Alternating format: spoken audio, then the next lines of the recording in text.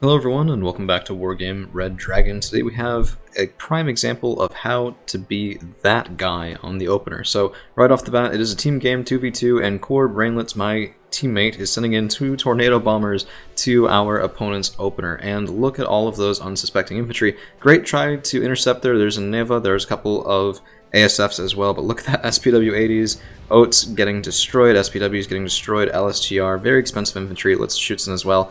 Just demolished, evaporated, gone right there in the first couple of seconds of this game. And while we will continue on with commentary, if you like this sort of stuff, please don't hesitate to like, share, subscribe, and all that YouTuber nonsense that I find myself asking for annoyingly often. I understand. It's part of the job. Anyway, my own deployment, I'm playing as NORAD, so I'm going to be moving forward with American and Canadian forces toward Echo and the far side of Charlie, as my ally Core here is fighting most of the opponents on his own at the moment, so his Gepard taking down a Salamandra, some forward infantry, and quad stacks of Fallschirmjäger 90 ready for that town fight will be dropped off here in just a second. So, my own little DAP is getting into a sparring match with the MiG, who seemed to float there for a little bit. It's kind of obnoxious. And I have a Scout Cobra that was hoping to get some easy kills here on infantry before they got into the town, but no such luck there. So, not able to get the rocket pods online and barely getting out with his life. But Fallschirmjäger are in a knockdown drag-out fight going up against Gongbyung, Yokjeondai, and those guys, of course, do have war crimes, napalm equipment, and it's going to be rather unpleasant. But my own men are getting here. I have Delta Force. I'm an American, as you can probably tell. I'm morally obligated to use these guys, even though they're really not the best, especially not the best compared to other options for other nationalities. But Apongai 3 is taking out some of my Chinooks, and I'm going to have to get my other elements up and supporting quickly, as right now Core is fighting off both Ignore the Smoke and Grim Reaper at the same time, which is never an easy task. So the Delta Force do get in, just melting those enemy infantry there, Navy SEALs and Rangers leading the way, trying to get some scouting, while we have a couple of infantry headed up to support there toward Charlie and Fox, and a couple of M8 AGSs as well, providing that nice, cheap supporting fire. I mean, these guys, 13 rounds a minute, 17 AP power for 55 points. Yeah, they have shit all for armor, but they don't need it. They're guns that are meant to be behind your own front lines. So while my Bisons and my rifles and my Erics take damage, and by the way, nice interception there, otherwise that bomber would have had a very nice snack. These guys are just getting kills, using up all of their ammunition as fast as they can, nailing some Gongbyung, some Bochung-su, and allowing my other men to move forward with relative confidence. So, of course, Eric squads can also fire at infantry, so you have to be careful attack moving these guys, because they'll stop and shoot at anything and everything. But with Delta Force now opening up as well, and we have relatively secured this in Echo, this was already looking to be one hell of a game. So, Eagle coming in, and those 4,000 kilogram bombs, what are they going in for? Let's take a look at the neutral. Going in, it looks like, at the Yokjeondai and Bochung-su. Yeah, Yokjeondai are gone, Bochung-su just able to get out of the way, and only a tiny little bit, actually I don't think much at all, friendly fire against Core's Fallschirmjäger 90, and we have managed to stem the tide of our opponent's advance. So, a nice forward position. I do have to thank Core for this quite a lot. He understands this map far better than I do. It's actually really impressive to watch. But a B5 bomber is coming in, and this is just retaliation for those 1,000 kilogram bombs I dropped on their heads earlier on. Of course, it's one of the largest, I think the largest bomb in the entire game. And yeah, it's going to be painful. Hawk Pip 3. So here comes the bomb. Delta Force at 10, Navy SEALs at 9, Rangers and Delta Force are healthy and no longer. So even my Canadian rifles on the side were taken down to half strength. Delta Force and Rangers barely hanging on by a thread, and I need resupply to keep those men alive if I'm going to have any chance of doing that successfully. But Canadian rifles are doing kind of well here. Gongbyung, not exactly the ideal fight, but these guys with the, I don't know, the napalm, I guess, backpacks instead of the launchers, I don't tend to find them to be very effective, and I don't think they actually shot even that many times there, which was kind of depressingly ineffective there for my opponent.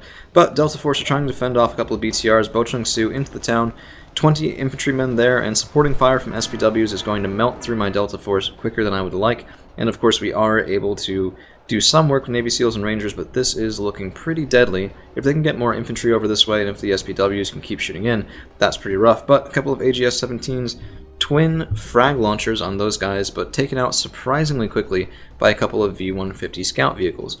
These are the ones that are usually not worthwhile, but I mean, hey, that primary weapon in the trees seemed to do just fine against some flanking elements from my opponent. So, meanwhile, M8 AGS trying to fend off those SPWs, and the Bochung Su is getting wrecked by Navy SEALs. These guys, of course, don't have the training to match up. So Navy SEALs elite training Bochung Su at regular, and that's going to be a very, very lopsided fight. These guys are panicked. The Navy SEALs are holding impressively strong, and the M8 AGS able to get a sneaky kill on AA, but our left side has sort of faltered, so Core, of course, fighting off 2 men at the same time is going to have a really hard time. Flakpanzer Gepard retreating, Jaeger the last men holding, and if we take a look at the neutral, let's see. Yeah, Special Geflorer, Motschützen, SPW-80, LSTR, Svatava, that's more like what I'm used to seeing from Grim for holding that sort of side in Delta, but he doesn't have enough to push, and for right now that is going to have to be enough for us. Hawk Pip 3 is also opening up again. Can we get the kill? Second volley, and no. Evac Winchester there, a little bit depressing. But my allies, Fallschirm Jaeger, these guys just doing yeoman's work, moving up and forward, and I'm holding on desperately here. Canadian Rifles down to 1 man, and probably soon to be killed. But no, they actually do escape. Eric's and the Navy SEALs and Rangers holding just barely against a tide of Bochung Su from smoke. So very effective tactic there. He was pushing us back definitely with these cheap infantrymen and then spotting for bombers. It worked very well, and I do have to get some reinforcements on the way, or it looks like we're going to be in trouble pretty soon. But my F-15D Eagle I thought was the other one. I thought this was the ASF because I don't play USA that often. So I called him in and wondered why he didn't get a kill, and I mean, duh. But I also wasn't able to drop those bombs. So once I did realize, I was like, okay, well, we've been over the target too long now. Let's just evac and call in the bombs another day. Fallschirmjäger, just, I mean, look at this. SU-100s, T-72M1M, all of this within danger from those Panzerfaust 3s. In the meantime, I have gotten a couple of scout vehicles back and behind, but those ZSUs, these guys will eat them for breakfast and not care. 5 frontal armor and a very nice gun against that fragile V-150. So that is going to prompt a response here. I'm getting some Canadian Rifles going forward, some Rangers going forward, and then we're going to redirect a couple of heavier elements around the side and try to push into Gulf from that direction. In terms of points, of course this is a conquest game, which is my preferred mode, I suppose.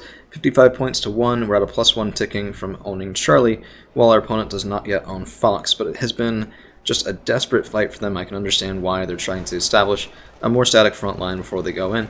LSTR will have an interesting fight against Jaeger. So these guys, of course, have elite training. It makes their primary weapon very effective, but the lack of a tertiary that can do infantry-to-infantry work means that the Jaeger's MG3 is giving them a definitive edge. So that, combined with their initial higher numbers, is just really kind of rough. I mean, yeah, they're stunned, but they'll recover from it, and the Fallschirmjäger supporting fire is just brutal. The Weasels, though, didn't have the same luck, and of course are pushed back, and this is just, I mean, it's just constant pressure from Core, as he definitely wants to make his presence known in Delta. If you take a look at Grim, yeah, this is getting dangerous, right? So this is the sort of thing where if your opponent fends you off and fends you off and fends you off, he might eventually be able to say, okay, well, I've killed you enough at cost in this zone that I can push through, and you're going to have a hard time fending me off this time, instead of just sitting there and defending. And right now that's very true. So Grim could have pushed through that zone. We would have had to do some rapid response things there. I wouldn't have been able to reinforce over on this side, and it could have potentially turned into a really bad situation, as Charlie also really isn't held that well. So really just a lot of work being done, a lot of distraction being done by Fallschirmjäger that's pushing our opponent's position back way farther than it could be if we were doing the same sparring in the middle of the zone. So that initial momentum proving to be absolutely invaluable. We do have a Blackhawk here with command infantry. I was trying to see if I could set them down somewhere and walk the infantry forward. I didn't want this guy spotted or shot down by anything on the other side of the river that I didn't have control over. And I was very mindful that that could be possible, so we're going in to the far side of the town here, where I think I have more of a chance of being able to survive, and going to drop off that command infantry to bring us up to a +2 ticking. Quad Stack of Leopard 1A4 is called in, and yes, in response to the good hold in Delta, Grim has capped Delta. Probably just repositioning some command infantry and locking them into a town. My guess right there. Let's see if I'm right, and no, actually, they're a little bit farther forward. This is the go-to. So often if there's a cap, a move, and then a cap, people will immediately artillery and or bomb that zone right back there, because it is the safest from direct fire, but also the most predictable. In the meantime, these guys should be hidden. They're not. I wanted them just as far back in this zone as I could, with the expectation that if we got pushed through here, I just move them back to the tree line, farther back to get them out of the zone without getting shot. So, of course, command infantry, vulnerable to bombers, but not to ATGM planes or anything like that. So a little bit safer maybe than a command vehicle in that same spot. My Hawk Pip 3s are out, but there was a bit of a lull in the fighting just because so much stuff died early on. It was just kind of crazy. We were both sitting there going, I don't want to push. Do you want to push? No, not really. Sometimes that's just life, but Fallschirmjäger 90, just mad lads that they are with those IMG 3s, getting forward, getting some good work done, trying to avoid the TD 55s, but again, these guys don't necessarily do the best work, and a rocket plane called in by smoke as well is a swing and a miss. Good last known position, but unfortunately not up to the current position there. So, moving a Blackhawk and a DAP over this side, trying to get that MD 500D gone so that we can get rid of my opponent's scouting, plus get a decently valuable kill, and then we are going to be moving back just a quick move up, hit, and retreat, trying to keep those guys out of harm's way from enemy anti-air. In the meantime, Jaeger from Core once again moving forward, and I'm curious, he might be intending support with the Fallschirmjäger, but they're not moving over. Does kind of make me wonder. And those Gepard A1s are a little bit in the danger zone here, so that could end up kind of poorly for them if they're not too careful.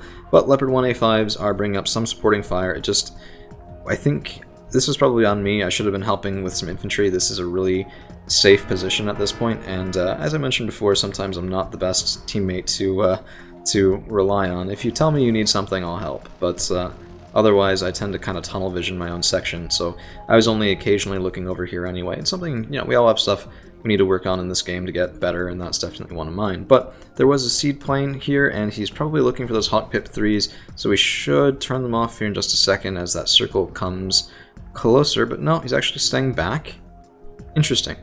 So, I guess not willing to take the dive, but Evac Winchester, these guys might get within range and just out of range, so I need to push these guys forward. They have been resupplied. We have the ability to shoot if we so please. And now we do have some action over here on the side as well. Rangers going forward, M8 AGS backing them up, trying to bring this guy along to handle those ZSUs with their 5 frontal armor, which won't be able to keep up with the rate of fire or armor piercing of the M8. Rangers, of course, leading the way, and an F-15D Eagle. Again, the wrong call. I thought this guy was the ASF, and I thought wrong again. And that explains why he keeps getting away. Geez. I don't play enough USA in this to really know the air tab very well. Of course, one of the largest and most capable air tabs in the entire game, but not necessarily new player friendly because of it. But such is life. I did also have a couple men. We have a TACCOM back here securing on this side, and I think I do get some base defense up there in a second. But Bo Chung-Soo are spotted, and spotted by a Blackhawk of all things. If I can get the minigun online, that would be really deadly for the Bo Chung-Soo really quickly, but instead, they do get taken out. Rangers will adjust shortly, and we do get a couple of kills. The one ZSU is down, Cobra shooting in, and this is pretty deadly here. I mean, these guys, yeah, this is what you have them for, is just the cheap fire against stuff like this. But the Cobra, stunned and falling away. Let's see if he can get out, and Longbow coming over. One missile away, second missile away, one ZSU, and no, first target still for that one, and let's see, second volley, there it is. But the Mi-25, this was a nice call. I wasn't really ready for it. My own DAP was only at 1 stinger left. I didn't feel confident going up against this guy because 1 stinger will not get the kill on a 10 strength helicopter, and of course an F-5B rocket pod plane as well going in, trying to kill the Cobra.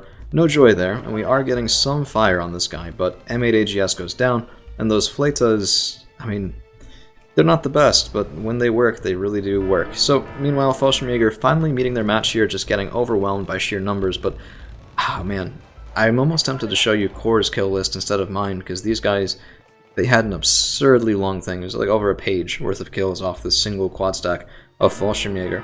They're going to be retreating back to a couple of friendly Mankadis. Now the Leopard 1A5s are doing some nice standoff work here, but unfortunately taken out by sheer numbers. So, of course, TD-55s won't be able to kill that all that well on their own, but actually, what did get the kill there? That's interesting.